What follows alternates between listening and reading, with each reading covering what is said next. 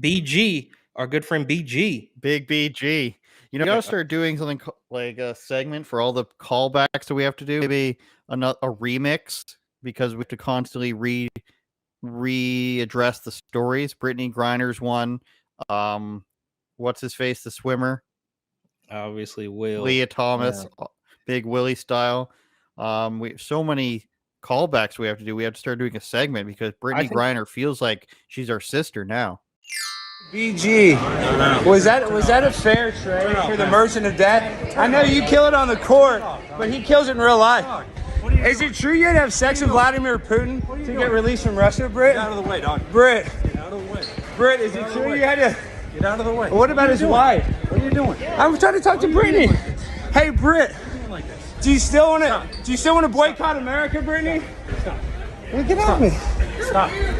Stop. I'm weird. Why? She hates America. What about the Merchant of Death, Britt?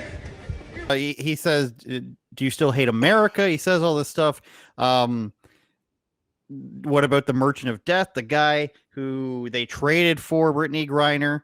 And, you know, you're walking through an airport, you're a highly politicized individual, Brittney Griner, yet you can't say anything, you can't laugh. I mean, maybe that's joking of a situation for her, but nobody else is ever going to ask, like, do you think that it was wrong that they traded you for an arms dealer they made a movie about? Do you think, like, is anybody going to ask her follow-up questions about how she said, you know, she has more of appreciation for America, even though she used to say, I don't want to come out for the national anthem? Nobody's going to ask her these questions, Eric. And it's up to political comedian Alex Stein to, you know, to actually ask these questions and get any semblance of an answer, which of course is not given.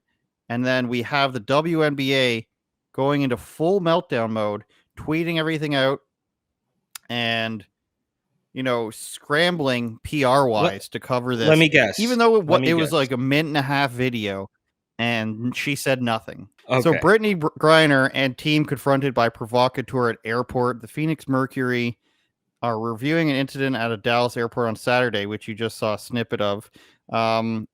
Confronted Griner and her teammates. I love how technically confronting is true, Eric, but you know, I can only ask questions.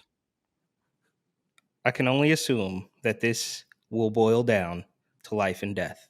Her life is in danger because Alex Stein is, and look, it's pretty silly, right? Like, oh, did you have sex with Vladimir Putin? that's like Seth Rogen level nonsense. But they're gonna blow it completely out of proportion. And they're basically doing what he wants them to do, right? Like, we all know she's not going to answer any of those questions, but he's going to get the clicks. He's going to, you know, there's going to be millions of people who are going to see the story because they're crying about it.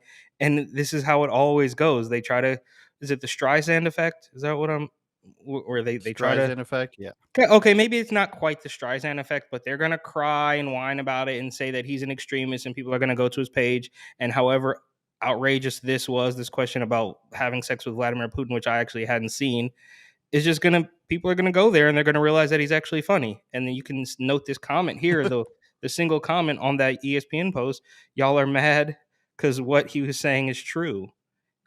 I mean, Alex Stein, a Dallas native who has gained some notoriety for confronting politicians, just some.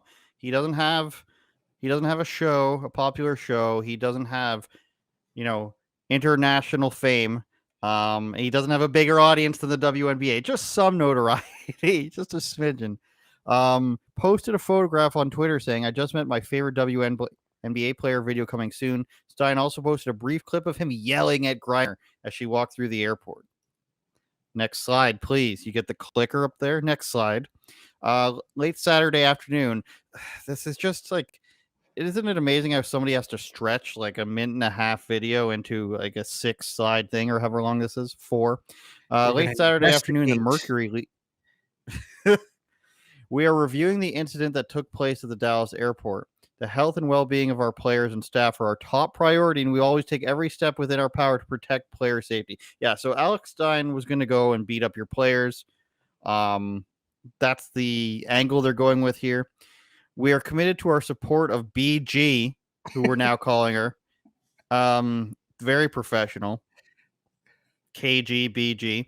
And advocating for all. How's nobody called her KGB yet? Come on now. Look, we shouldn't be calling her BG because there was a BG before her of Hot Boys fame in the early 2000s, right? That's the real BG. Am Right, I of wrong? course. I don't know who that BG, is. Juvenile, Lil Wayne, the Hot Yeah, Boys. but nobody knows who the other two guys were. Well, I do, and one was named BG, and he shall have the name BG, not this basketball lesbian. Listen, Eric, we're going to continue our advocating for all American hostages abroad. I mean, you don't do that. I mean, when was the last time you saw the WNBA make a big stink of like other hostages in other countries? I've never heard of that before. Maybe I'm wrong. It continues. We will continue our support of marginalized communities in fighting the kind of hate that target us today. No one, regardless of identity, should ever fear for their safety. We'll be coordinating with the. Oh my God, Eric Butler. So not only were they in danger, these very tall women with security against a guy who's just loudly asking questions of them, albeit silly, from 10 feet away, they were in danger and they were targeted because of their sexuality or identity or whatever they want to go with. I can't believe there's another slide we have to read here. Well, that is. Am I wrong in saying that that's basically the next step away from just saying it's life and death, right? Like, oh, Yeah, her you're health, one and her step health away and- for sure. Yeah, her health and safety. Oh, we're so concerned. Give me a break. The league said Saturday that Griner had been approved to fly charter for WNBA games. It's unclear why she was not doing so Saturday. So basically, because she's in danger, they should be getting private flights. We'll continue before we get more commentary. Griner being approved by the league to charter for all games is an exception because of the publicity surrounding her detainment and release. However, her agent Lindsay Kagawa-Colas said she thinks the entire Mercury team and all teams need to charter flights. So, point one, she gets chartered flights because she's more famous than the rest of you.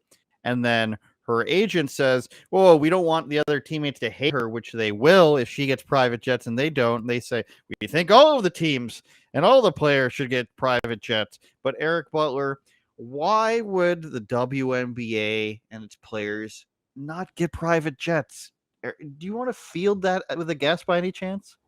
I can only imagine it's because they may not be bringing in quite as much money as say I see. the NBA. Maybe, I don't know. That would be my guess. Obviously, I'm not an accountant. I'm certainly not a WNBA fan, so I don't know why they wouldn't be flying private. Right? I mean, because they don't have any money, Eric. They don't have the money to spend $30,000 3 times a week back and forth for teams that have a net profit of zero, negative zero. Yeah, they're in the red. Zero. Yeah. So it's also funny. Does this kind of remind you? There was a story a while ago of some politician. I think she was like from Chicago or Memphis or something, who was chartering private jets all around, and then said on the taxpayer dime, of course. I don't remember the specifics of this story, but one of these crooked, corrupt Democrats was chartering jets all over the place, and then of course the I'm not going to pay this back. I guess there was some stipulation that it was supposed to be reimbursed to the city, and she says, well, I'm not going to do that because obviously my safety is at stake, right? Like, so I'm in danger, so I have to fly private. And even if you were in danger, which I don't believe them to be, you'd have to at least think briefly, why am I in danger? Of course, they would say, well, oh, black woman. It's not because I'm completely shafting the entire city and siphoning money, out of the coffers for the city. It's not because I'm completely corrupt along with the rest of basically the entire Democratic Party or Republicans, all politicians. That wouldn't have anything to do with it. The only reason my life is in danger and I have to fly private is because black woman. It's all absolutely ridiculous. And that's basically what Brittany and her little team are saying here. So the weird thing is that Democratic Representative Adam Kinzinger, who you may remember from But he's a the guy Republican. crying at the January. Is he? That's insane. That's one of those situations where you would Yeah, listen to like Anna Navarro or something, or Mitt exactly. Romney, and be like, "Oh, so that's strange." I thought for sure. I guess I never really cared to check it out. That's insane. But Adam Kinzinger, who cried on the January 6th committee, for reasons beyond me, as if like, yeah, you can look into that for yourself. He made the very powerful commentary here I of love the calling Alex Stein still of fat. Alex. I love the still image of Alex here. It's hilarious. Sorry, he's just like he's got the What's biggest he ear took to a ear. screenshot of a TikTok. Yeah, and he says Jenny Craig might help the face on or Ozempic question mark, and that was like, so Ugh.